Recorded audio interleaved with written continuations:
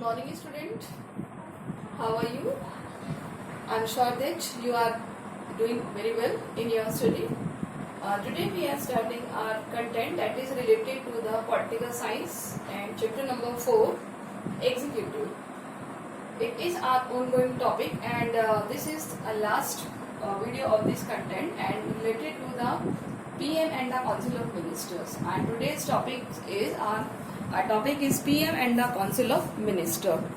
In previous lecture we have clear about the President and its power that is related to the normal situation in the scene of emergency and the discretionary power.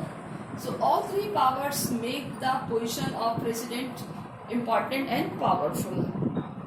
In parliamentary system we have seen that is the two more persons are important. That is, if we will look at the executive, first of all I will explain here. That is executive.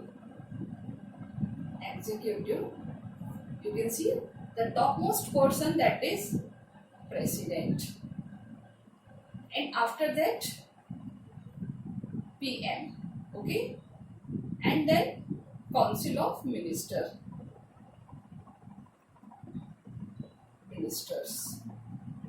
and after that bureaucracy.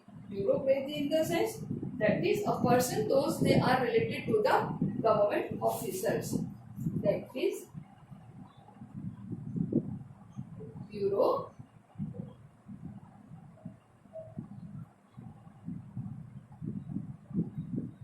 What is bureaucracy? Bureaucracy in the sense civil service members. So this is the executive. हमने जो topic देखा है वो ये देखा है executive. In executive we have first position of president, which is formal.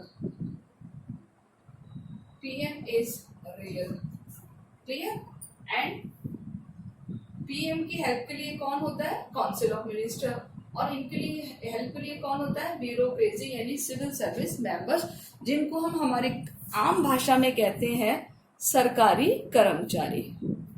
ठीक है, यानी जो ऑफिसेज में बैठते हैं सिविल सर्विसेज के मेंबर, वो मिनिस्टर्स की हेल्प करते हैं. यानी मिनिस्टर्स के काम को पूरा करने वाले कौन होते हैं? Bureaucracy member. इनको हम हिंदी में नौकरशाह भी कहते हैं. नौकरशाह यानी सरकारी नौकर. आप समझ गए होंगे ब्यूरोक्रेसी क्या होता है. ये सिविल सर्विस के थ्रू आते हैं, यानी कि ये एग्जाम के थ्रू आते हैं, सरकारी कर्मचारी होते हैं. ये हेल्प करते हैं मिनिस्टर्स की, और मिनिस्टर्स के काम को पूरा करते हैं. तो we have clear about the president, the power of function of the president. Although we know that the president in our country, president है द फॉर्मल हेड, यानी कि नाम मात्र का होता है, लेकिन फिर भी सारे काम हमारे देश में उसी के नाम से होते हैं. किसके नाम से? The name of president. Now we will start about the Prime Minister. What is the power and function of the Prime Minister? Okay. So this part we have clear. Now we will clear this part. And all these are related to the executive. And executive is the branch of government, organ of the government. 3 organs पढ़े थे ना हमने. legislative, executive and judiciary. हमने ये 3 पढ़े थे ना, तो उसमें हम कौन से वाले को क्लियर कर रहे हैं अभी? एग्जीक्यूटिव. एग्जीक्यूटिव में कौन होते हैं? President, prime minister, council of minister and the bureaucracy. ये आपको याद रखना है. ये एक चेन है, ये एक क्या बोलते हैं, पोस्ट की एक हायरार्की है, और इसके अकॉर्डिंग ये मूव करते हैं. इस पार्ट को हम क्लियर कर चुके हैं. अब हम इसको क्लियर करते हैं कि PM and the Council of Minister, Prime Minister and the Council of Minister. So just look at here. There in India we have adopted the parliamentary system. Everybody knows which system we have adopted? Parliamentary system. और हमने parliamentary system किस देश से लिया है? कहाँ से लिया है? हम सभी जानते हैं, ब्रिटेन से लिया है ना. दुनिया में पार्लियामेंट्री सिस्टम देने वाला कौन सा देश है? ब्रिटेन है. ठीक है, ब्रिटेन से हमने पार्लियामेंट्री सिस्टम लिया है जिसमें प्रेसिडेंट हेड होता है कंट्री का, लेकिन वो फॉर्मल होता है और उसकी हेल्प के लिए काउंसिल ऑफ मिनिस्टर होती है। उसकी हेल्प के लिए कौन होती है? Council of minister. और इसी काउंसिल ऑफ मिनिस्टर का हेड कौन होता है? Prime minister. यानी कि head of the council of minister is the prime minister. Means कि रियल कौन हुआ फिर? प्राइम मिनिस्टर और council of minister. Are you getting my point? कि there is a two kind of executive, real and the formal. In the real form, we can see that the Prime Minister and the Council of Ministers enjoy the real power of the government. Instead, the President have used their formal power. Apart that, the all functions are done in a country that is the name of President. This system is related to the which government system? That is the parliamentary system. And from where we have adopted this system? We have adopted this system from Britain. So everything is clear. Now president appoint the prime minister, यानी president ने किसको appoint किया है? Prime minister को appoint किया है। किसको appoint किया है? ऐसा पर्सन या ऐसा लीडर और जिसकी मेजॉरिटी हो लोकसभा में। A person who get the majority in the Lok Sabha, then he can appoint as a prime minister and appointed by the president. Clear? For example, अगर हम इसको क्लियर करें, सपोज हम इंडिया का एग्जांपल लें, बीजेपी और कांग्रेस। इलेक्शंस होते हैं, हमें लोकसभा में मिनिमम मेजॉरिटी के लिए कितनी चाहिए? 273। मेजॉरिटी के लिए हमें कितनी चाहिए? 273। अब सपोज 300 बीजेपी के पास आई है और 250 कांग्रेस के पास आई है, सॉरी 220, ठीक है, बाकी अदर्स। तो क्लियर मेजॉरिटी किसकी हुई? बीजेपी की, है ना। तो ऐसे भी अब पीएम किसका बनेगा? बीजेपी का, जैसे मोदी की गवर्नमेंट प्रेजेंट है। अब उस सिचुएशन में क्या हो, क्योंकि क्लियर मेजॉरिटी के लिए हमें कितने चाहिए? 573, क्योंकि हमारे यहाँ सीट कितनी है लोकसभा में? 543, है ना। 2 सीट्स तो नॉमिनेटेड होती है, तो इसको तो हम नहीं लगाएंगे, हम केवल किसको लगाएंगे? 543। और 543 का आधा कितना हुआ? ठीक है, तो टोटल हमने 545 का करा है और उसमें हमने हाफ लगाया है 273, तो एटलीस्ट हमें चाहिए ही चाहिए, यानी 270, 273। अब सोचो किसी कंडीशन में कि बीजेपी को मिले हैं 250 और कांग्रेस को मिले हैं 200, तो क्लियर मेजॉरिटी है? किसी के पास नहीं है, इसके पास भी नहीं है, इसके पास भी नहीं है, तो क्या करेंगे? ये और ग्रुप से हाथ मिलाएंगे। सपोज इसको 10 किसी और ने दे दिए, 10 किसी और ने दे दिए, है ना, और 5 किसी और ने दे दिए, तो अभी कितने ग्रुप से मिली हुई सरकार होगी? कितने ग्रुप से मिलकर बनी हुई? 4 ग्रुप्स, 1 2 3 4। और इस तरीके से बनी हुई गवर्नमेंट क्या कहलाती है? कॉलिशन गवर्नमेंट, है ना। तो ऐसी कंडीशन में अब पीएम किसकी एडवाइस से बनेगा? With the advice of president, यानी कि जिसकी मेजॉरिटी सबसे ज्यादा होगी, या फिर आपस में वो डिसाइड करेंगे and then they nominate the name of president. Clear? तो इस तरीके से ये मेजॉरिटी चलती है। आई थिंक आपको समझ में आ गया होगा। बट अभी हम बात कर रहे हैं कि अगर क्लियर मेजॉरिटी है लोकसभा में तो प्रेसिडेंट अपॉइंट करेगा prime minister. Okay, now we will see about the function and power of the prime minister. Prime minister जैसा कि हमने बताया बहुत पावरफुल पर्सन होता है, इम्पॉर्टेंट पोस्ट होती है, सारे डिसीजंस देखते हैं वही लेता है on the behalf of president. Important पद है भारत का, तो उसकी क्या क्या पावर होती है, क्या क्या फंक्शंस होते हैं। So we will clear about the first. I will write only point. First है the formation of the council of minister. Formation of the council of minister,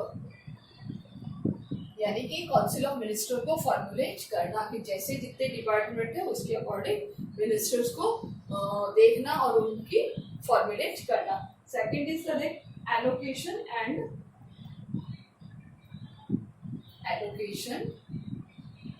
and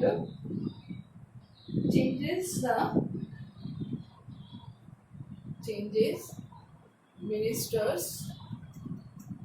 portfolio. यानी कि जो मिनिस्टर्स की जो भी डिपार्टमेंट जिसको जो देना है उसको अलॉट करना, और प्राइम मिनिस्टर्स के डिसीजन को यूजुअली चेंज नहीं किया जाता, और जो उसको मिनिस्टर को जिसको अलॉट करना है वो पीएम अलॉट करता है. कि जैसे किसी को होम डिपार्टमेंट दे दिया, जैसे किसी को फाइनेंस डिपार्टमेंट दे दिया, किसी को एजुकेशन डिपार्टमेंट दे दिया, तो हर किसी को, हर मिनिस्टर को डिपार्टमेंट एलोकेट करना किसके अकॉर्डिंग, उसके पोर्टफोलियो के according. Portfolio in the sense उसके एक्सपीरियंस, उसकी नॉलेज, उसकी पहले उसने क्या काम किया है उसके अकॉर्डिंग उसको डिपार्टमेंट हैंड ओवर करना. Now coordination among the different department. Coordination among the different department, यानी कि सपोज बहुत सारे डिपार्टमेंट्स होते हैं, हर डिपार्टमेंट का एक मिनिस्टर होता है. फॉर एग्जांपल हम एग्जांपल ले लेते हैं, ये फाइनेंस है, ये होम है, डिपार्टमेंट चाहिए, ये एजुकेशन है, ये हेल्थ होगा, ये डिफेंस हो गया. ठीक है, इस तरीके से बहुत सारे डिपार्टमेंट्स हैं और हर डिपार्टमेंट का एक एक हेड बना दिया, मंत्री बना दिया. किसने बनाया? पीएम ने बनाया. अब इन डिपार्टमेंट के बीच क्या रहे? कोऑर्डिनेशन, एक सामंजस्य रहे ताकि कोई भी काम इजीली हो सके. तो वो कोऑर्डिनेशन कौन रखता है? Prime minister. अगर कोई कॉन्फ्लिक्ट हो जाता है तो उसको फिर रिमूव करने का काम करता है. Next, conduction of working of the council of minister. Conduction of working of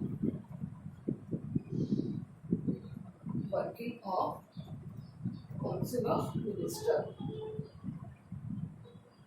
council of minister means कि the prime minister use his direction to prime minister meeting of council's minister and look after the whole proceeding. Only these subjects are discussed in the meeting which have been included by the prime minister in the agenda. यानी कि क्या agenda होगा, किस तरीके से meetings में बात की जाएगी, मीटिंग्स में किन किन बातों पर डिबेट की जाएगी, वो सारी चीज़ें डिसाइड करने का जो रिस्पॉन्सिबिलिटी है वो कौन करता है? Prime minister. नाउ नेक्स्ट है leader of the Lok Sabha. Leader of Lok Sabha. Yes, the prime minister usually is the leader of Lok Sabha and provide leadership on all work related to the law making. All bills along with the annual budgets are prepared at instruction from the prime minister. यानी कि जो भी लोकसभा में activities होती हैं वो किसके through होती है? Through the prime minister. Including जो बजट होता है ना, वो बजट भी कौन प्रिपेयर करवाता है? Prime minister. और जो प्राइम मिनिस्टर के कैबिनेट मिनिस्टर में मिनिस्टर होते हैं, फाइनेंस मिनिस्टर, वही उस बजट को पार्लियामेंट में, लोकसभा में रीड करते हैं. सो बजट भी किसके सुपरविजन में प्रिपेयर होता है, किसके इंस्ट्रक्शन से प्रिपेयर होता है? That is the prime minister. Next, the channel between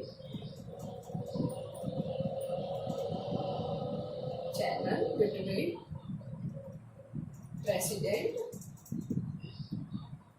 and council of minister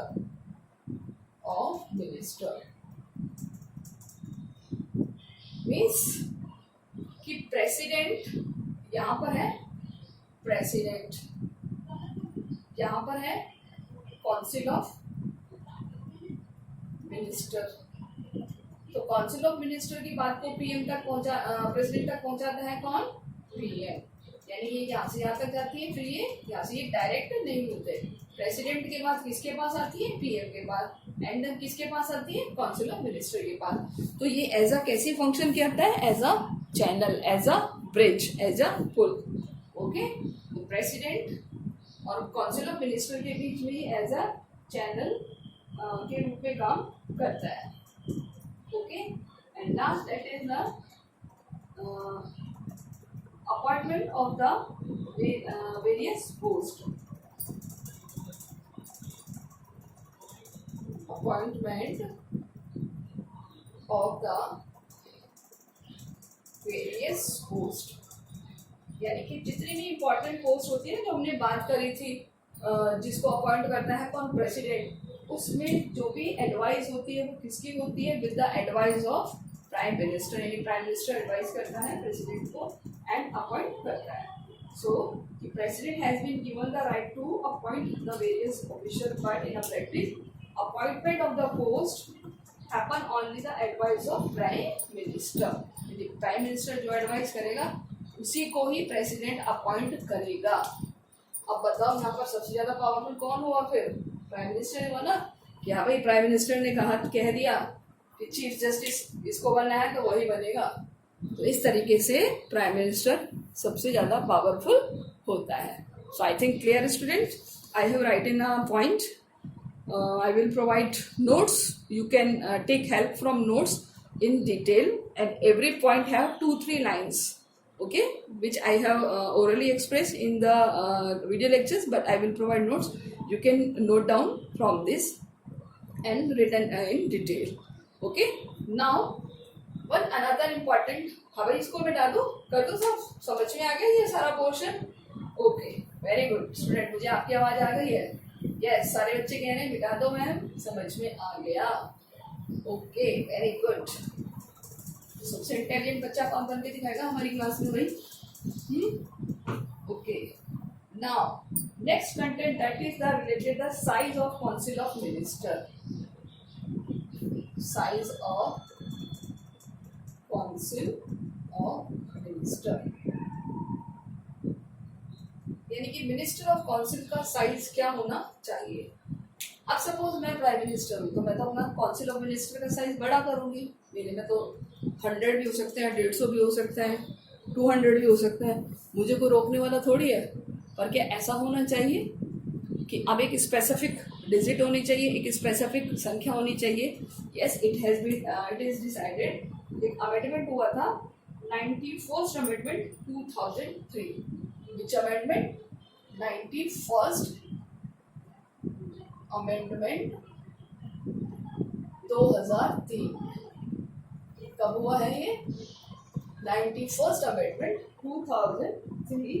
किसके लिए हुआ है? For the size of council minister. किसके लिए हुआ है? डिटरमाइंड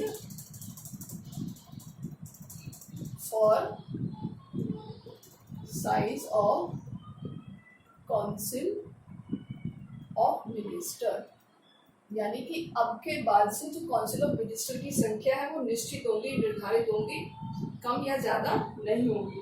तो इसके लिए एक फॉर्मूला है, that is the 15%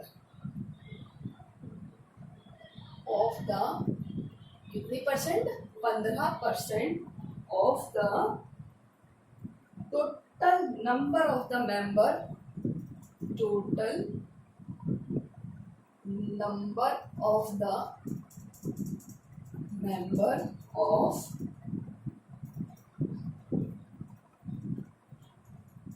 the Lok Sabha।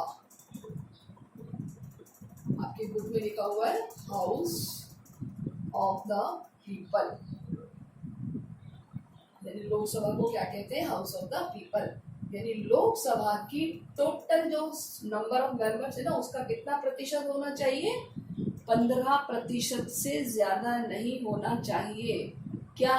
Council of minister. कब अमेंडमेंट हुआ है ये? 2003 में। इस अमेंडमेंट का नंबर क्या था? 91st।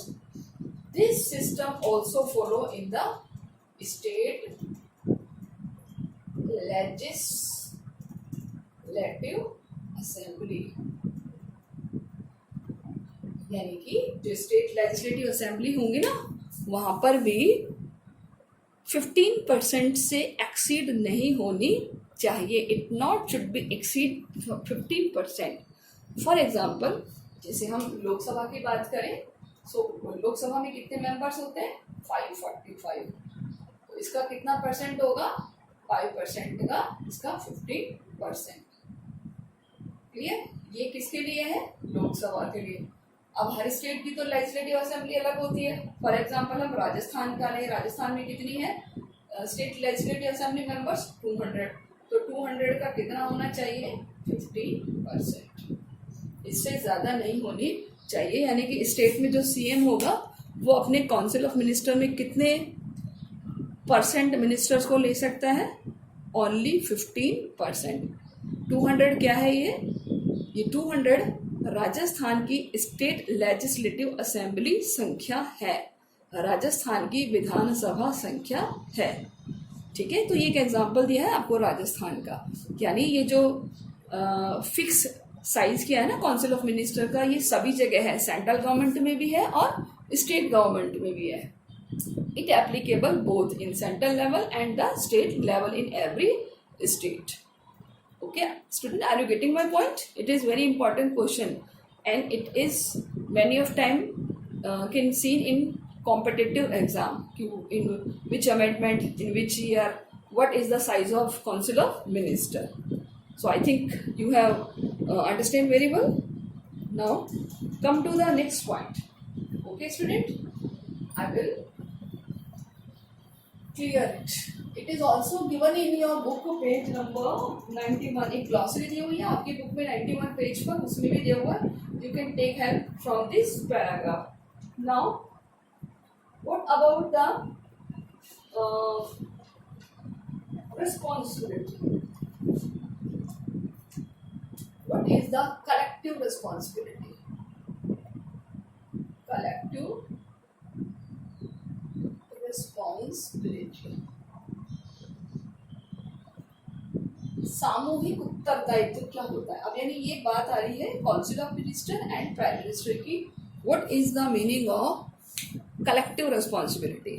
क्या कोई एक मिनिस्टर से गलती हो जाती है तो उसको सारे मिनिस्टर्स को रेजिग्नेशन देना पड़ेगा, सबको त्यागपत्र देना पड़ेगा?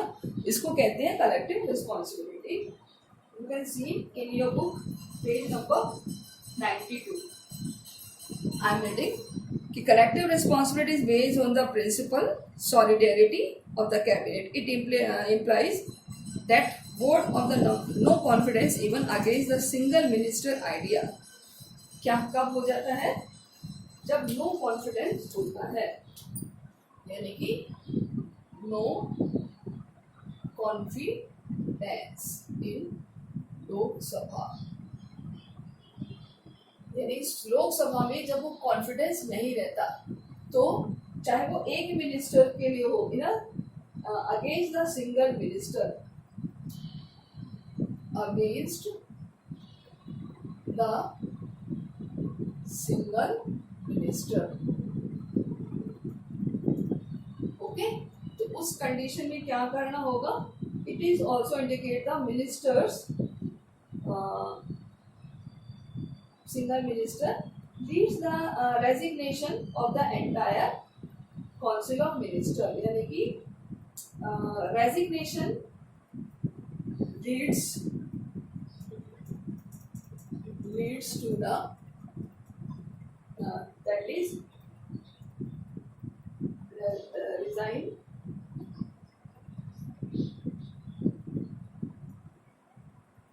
resignation of the entire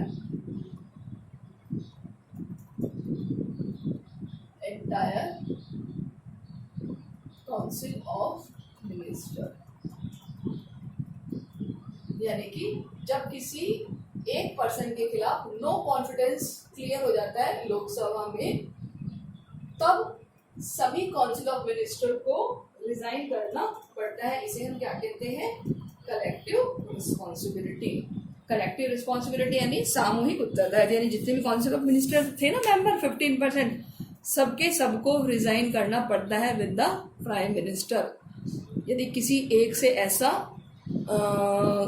no confidence clear हो जाए, नो कॉन्फिडेंस मतलब अविश्वास, क्या कहते हैं इसे हिंदी में, अविश्वास, यानी कि किसी भी एक मंत्री के खिलाफ यदि लोकसभा में कोई भी अविश्वास का प्रस्ताव पारित हो जाए तो सारे काउंसिल ऑफ मिनिस्टर को त्याग पत्र देना पड़ता है। इसी को कहते हैं कलेक्टिव रिस्पॉन्सिबिलिटी। समझ में आया? ये आपकी बुक में भी दिया हुआ है, पेज नंबर 92 पे ऊपर की साइड पैराग्राफ है, बट मैंने आपको समझा दिया क्या होता है। अगर मैं क्वेश्चन दूँ कलेक्टिव रिस्पॉन्सिबिलिटी तो आप कर लेंगे कि no confidence clear in Lok Sabha against the single minister, it lead to the resignation of the entire council of minister. This system is known as the collective responsibility. Okay, now in next content we will clear about the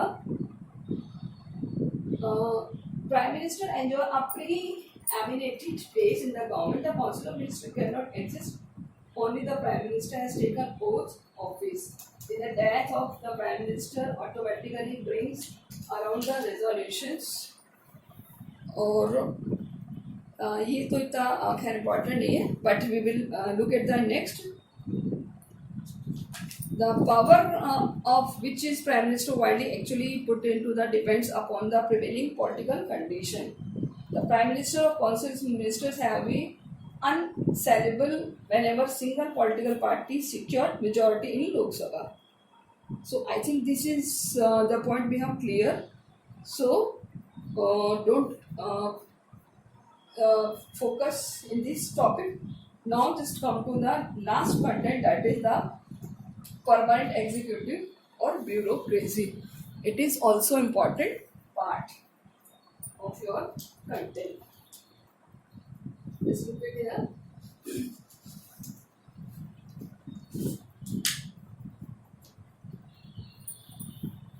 That is, we will clear about the what is the political and permanent executive. We are taking the permanent executive, जिसको हम कहते हैं स्थायी कार्यपालिका।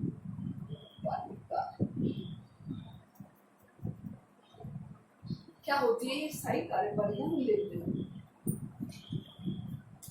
इसी को हम कहते हैं bureaucracy. Sorry,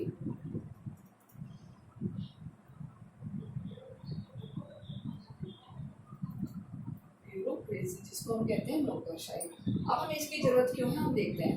first of all executive two types की होती है, पॉलिटिकल एग्जीक्यूटिव और दूसरी परमानेंट एग्जीक्यूटिव। हम इनमें डिफरेंस देखेंगे। पॉलिटिकल एग्जीक्यूटिव में क्या कौन आ जाते हैं, ऑल मिनिस्टर्स। कौन आ जाते हैं, ऑल मिनिस्टर्स। इसमें कौन आ जाते हैं, all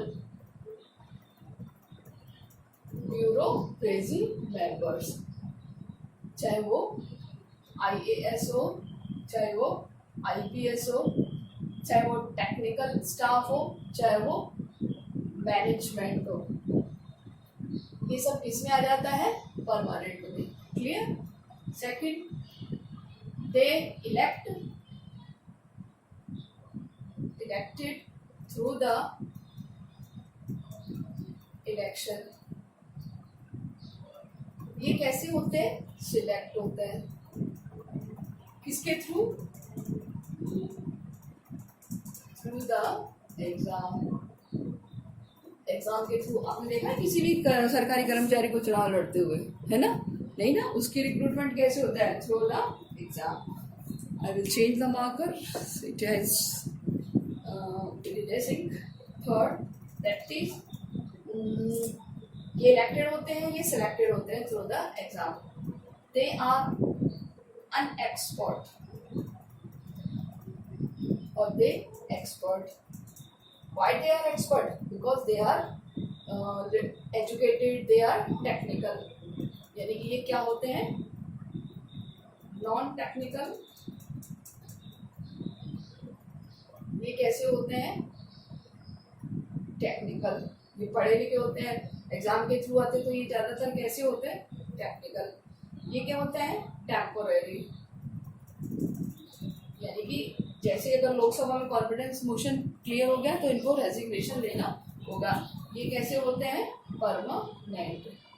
permanent in the sense कब तक रहते हैं, टिल द रिटायरमेंट, यानी कि कोई भी एक सरकारी कर्मचारी अगर अपॉइंट हो जाता है तो वो कब तक रहता है, टिल द रिटायरमेंट। अगर वो बीच में जॉब नहीं छोड़ता या अगर उसके खिलाफ कोई ऐसा सस्पेंशन वाला कोई ऑर्डर नहीं होता तो अदरवाइज वो कितने टाइम तक रहता है, till the 60 year. So if you will see the next, that is the technical हो गया, नॉन टेक्निकल हो गया। अब हम बात करेंगे, ये होते हैं डिसीजनर। ये डिसीजंस लेते हैं, ये क्या करते हैं, एडवाइजर, ये एडवाइस देते हैं, यानी कि ये क्या करते हैं, सलाह देते हैं मिनिस्टर्स को, और ये क्या करते हैं, निर्णय लेते हैं, निर्णय लेते हैं। समझ में आ गया इनको डिसीजनर और एडवाइजर क्यों कहा जाता है। तो ये डिफरेंस होता है इनमें। बट अभी जैसे हमने एग्जीक्यूटिव का एक फॉर्मेट पढ़ा था ना, ऊपर president, then prime minister, then council of minister, then bureaucracy.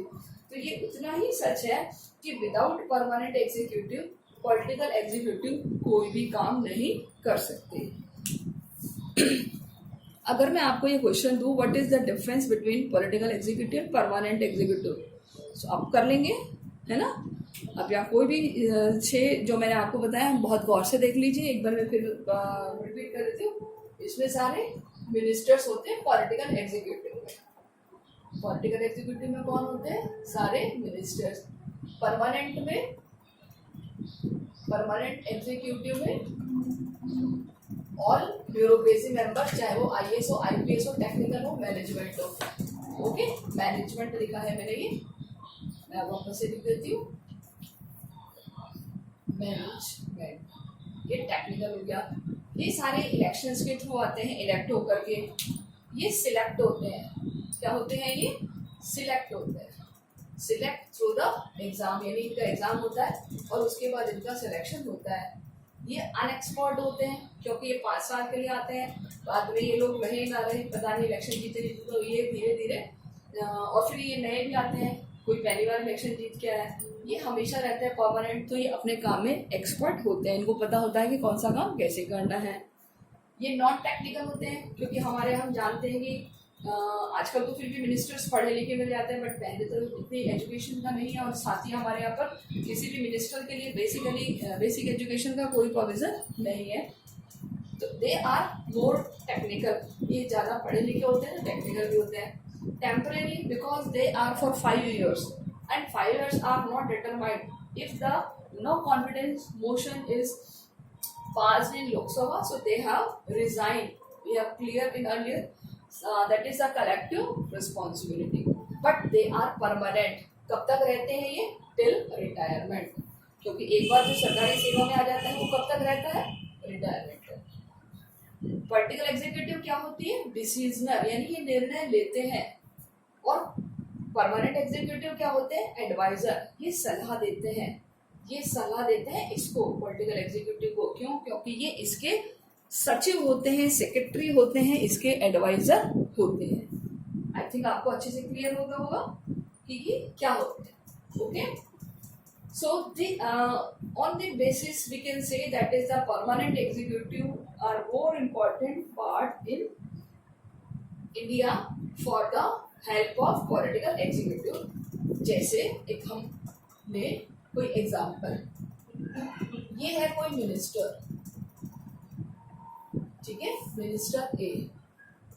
अभी मिनिस्टर ए इलेक्ट होकर के तो आ गया है, अब इसको कुछ आता जाता नहीं है। अब इसकी हेल्प कौन करेगा, इसकी हेल्प करेगा इसका PA, जिसको हम कहते हैं पर्सनल एडवाइजर। ये होता है एक तरीके से सेक्रेटरी। कौन होता है इसका, सेक्रेटरी। और ये सेक्रेटरी जो होता है यही होता है permanent executive.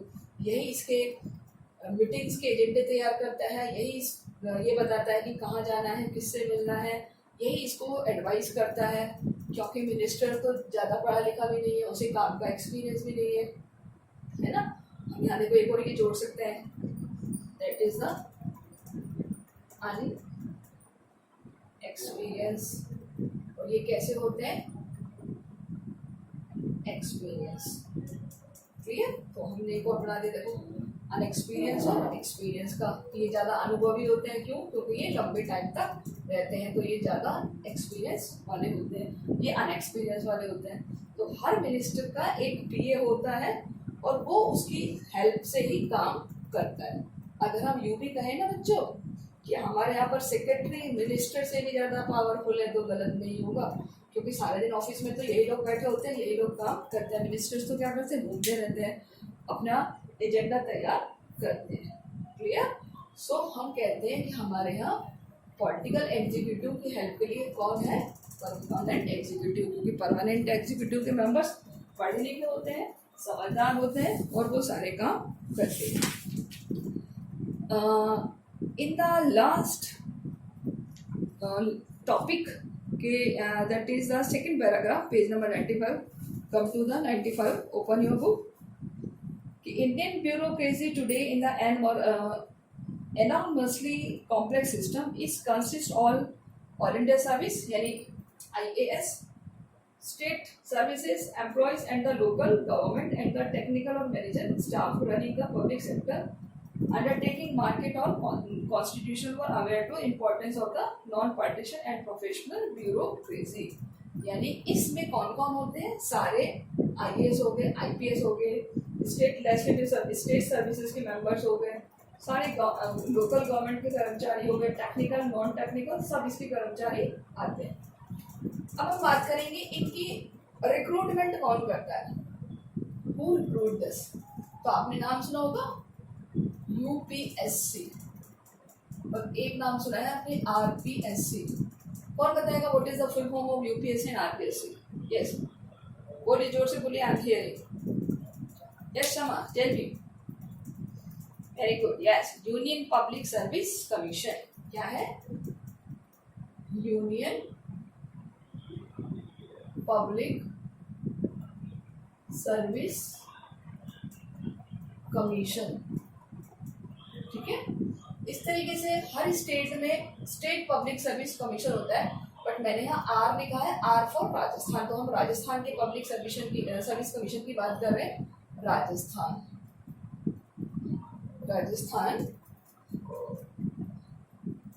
Public service commission क्या करता है ये? यूपीएससी तो क्या करता है कि सेंट्रल लेवल की जितने भी सर्विसेज होती हैं, जैसे IAS हो गया, IFS हो गया, ग्रेड फर्स्ट की सर्विसेज हैं, इन सब के एग्जाम कौन कंडक्ट कराता है? यूपीएससी। कौन कंडक्ट कराता है? यूपीएससी। और हर स्टेट में स्टेट पब्लिक सर्विस कमीशन होता है, स्टेट पब्लिक सर्विस कमीशन। देखिए मैंने यहाँ एग्जाम्पल दिया है राजस्थान का, इसलिए यहाँ लिखा है RPSC, तो राजस्थान पब्लिक सर्विस कमीशन। तो ये अपने स्टेट में जितनी भी सरकारी सेवाएं होती है ना, उनकी रिक्रूटमेंट के लिए एग्जाम कंडक्ट कौन कराता है? RPSC। समझ गए? यूपीएससी और RPSC क्या होता है? पहली लाइन पढ़ लूँ, आप यहाँ अंडरलाइन कर लीजिए कि union public service commission has been entrusted with the task of conducting and processing the recruitment of civil services government of India। Okay, 95 page पर बीच में जो पैराग्राफ है, the union public service commission. यानी आप question put up किया जा सकता है आपसे कि सेंटर की सर्विसेज में कौन रिक्रूटमेंट करता है? तो रिक्रूटमेंट कौन कर रहा है? UPSC, union public service commission. Book में भी दिया हुआ है, आप उसमें से देख सकते हैं। The public service commission are provided for states also, और स्टेट में भी पब्लिक सर्विस कमीशन होता है जो स्टेट की सर्विसेज के लिए अपॉइंट होता है। So I will give a question here कि write the public service commission, यानी पब्लिक सर्विस कमीशन लिखो, यूपीएससी और state public service commission in the state, इनकी क्या रिस्पॉन्सिबिलिटीज होती है। Clear? One thing I want to tell you कि ये यूपीएससी का हेड होता है, या यूपीएससी के जो हेड होते हैं वो कौन अपॉइंट करता है? प्रेसिडेंट अपॉइंट करता है। ऐसे ही जो आरपीएससी का हेड होता है उसको स्टेट में कौन अपॉइंट करता है? गवर्नर। ये याद रखेंगे। Okay, so for this on the basis of their function property. अब हम नेक्स्ट बात कर रहे हैं Why the efficiency merit and the norms of the recruitment? वैसे तो ये नॉर्म्स के बेसिस पर होते हैं, बट हमारे कॉन्स्टिट्यूशन में इंश्योर किया है कि कुछ वीकर सेक्शन है सोसाइटी में, उनके लिए गवर्नमेंट ब्यूरोक्रेसी में जैसे दलित और आदिवासी के लिए रिजर्वेशन की सिस्टम होनी चाहिए, यानी रिजर्वेशन फॉर विमेन, दलित्स और Adivasi. So reservation have also be provided for the women and other backward class. This provision ensure the bureaucracy would be the more representative and social inequalities will not come to the recruitment the civil services. यानी यहाँ पर इनको recruitment में reservation दिया जाता है किस किस को, विमेन्स को, आदिवासी, दलित यानी SC ST और OBCs को. In last we have 96 page number, that is the classification of the civil services. Civil services का क्लासिफिकेशन दिया हुआ है. फर्स्ट ऑल इंडिया सर्विसेज, जिसमें IAS और IPS दिया हुआ है. ये दोनों सेंट्रल की सर्विसेज हैं. इसके बाद सेंट्रल की सर्विस में the Indian foreign service IFS and IRS. And other than the state services that is the sales tax officers. Okay, so I think पीछे एक मैच द फॉलोइंग भी है पेज नंबर 98 पर एक्सरसाइज में. वो बहुत इंपॉर्टेंट है, आपको करना होगा आपके क्वेश्चंस में. Now the person selected by the UPSC for the Indian administrative services and the Indian public service constitute the backbone of the higher levels bureaucracy in the state. We have clear to collector of the district, यानी यहाँ पर आप बताया कि IAS से अगर कोई person क्या बोलते हैं, अगर कोई पर्सन IAS बन जाता है तो वो क्या होता है, कलेक्टर. ठीक है, हम सभी जानते हैं. और वो किसके थ्रू होता है, UPSC की तरह. कौन होता है, IAS. और वो कैसे वर्क करता है, एज अ कलेक्टर. कलेक्टर कैसा होता है, वो स्टेट में सबसे ज़्यादा पावरफुल पर्सन होता है. और वो पावरफुल पर्सन पूरे स्टेट का एक तरीके से पूरे डिस्ट्रिक्ट का सारी फंक्शन उसी के हाथ में होती है, कलेक्टर के हाथ में. और कलेक्टर ऐसा कौन बनते हैं, जो IAS ऑफिसर्स होते हैं. और IPS होते हैं, वो क्या बोलते हैं, इंडियन पुलिस सर्विसेज. जैसे IAS, यहाँ पर आपसे क्वेश्चन पुट अप किया जा सकता है. Full form of IAS that is the Indian administrative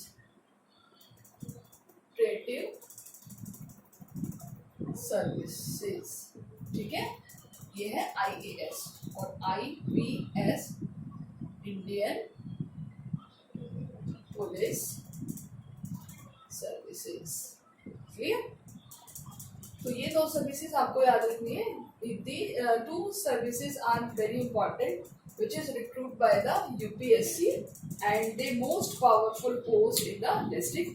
police से भी बड़ी अगर हम बात करें तो डिस्ट्रिक्ट कलेक्टर की होती है. तो आज हम देखते हैं डिस्ट्रिक्ट कलेक्टर ऐसे कोरोना के टाइम में उसकी रिस्पॉन्सिबिलिटीज कितनी ज़्यादा एनहेंस हो गई है. So that's we can see that is कि IAS जो होते हैं ये सेंट्रल गवर्नमेंट के थ्रू अपॉइंट होते हैं. कौन अपॉइंट करता है इनको, सेंट्रल गवर्नमेंट. ये हमें याद रखना होगा, सेंट्रल गवर्नमेंट. यानी वैसे तो ये स्टेट में होते हैं, हर डिस्ट्रिक्ट में होते हैं, लेकिन इनको अपॉइंट कौन करता है, सेंट्रल गवर्नमेंट अपॉइंट करती है इनको. यानी कि they appointed by the central government and they are responsible for the central government. And they only the central government can take disciplinary action against them. और सेंट्रल गवर्नमेंट इनके खिलाफ action ले सकते हैं. This means that the key administrative officers of state under the supervision and control the central government. यानी central government ही इनके ऊपर control करती है. अपार्ट फ्रॉम द IAS के अलावा IPS officers appointed by the UPSC and the administration of the state is looked after the officer appointed through the State Public Service Commission. As we shall study later chapter federalism, हम इसको बाद में पढ़ेंगे. So we can say page number 96 में आपसे मैं पूछ सकती हूँ, right about the IAS and IPS. इनकी फुल फॉर्म पूछ सकती हूँ और किसके सुपरविजन में ये काम करते हैं. तो सेंट्रल गवर्नमेंट के सुपरविजन में काम करते हैं, वही इनको अपॉइंट कर सकती है, वही इनको रिमूव भी कर सकती है. Okay, so in this content we have clear about the executive. So from president to bureaucracy, all members count in the executive part. In next content we will clear about the legislature, यानी व्यवस्थापिका यानी parliament, जिसमें हम लोकसभा राज्यसभा के बारे में detail से पढ़ेंगे. I think आपको बहुत अच्छे से समझ में आ गया होगा और अच्छे से आप इसकी प्रिपरेशन कीजिए, पढ़िए. एंड क्वेश्चंस कई बार ऐसे होते हैं बुक में होते हैं, बट हमें इनको थोड़ा फाइंड आउट करना पड़ता है. आप वीडियो के साथ साथ चैप्टर्स को भी रीड करते रहिए and then you will find definitely answers. So I will give questions, so solve by yourself. I think you are taking more and more advantage from these video lectures, and it is very essential in these days because there is no certain time for the lockdown and the what is the time for school. But after the lockdown, it is our responsibility कि हम time को utilize करें in the study. So I think आप लोग इस चीज़ को समझेंगे और अपने टाइम का पूरा यूटिलाइज करेंगे. Okay, thank you students.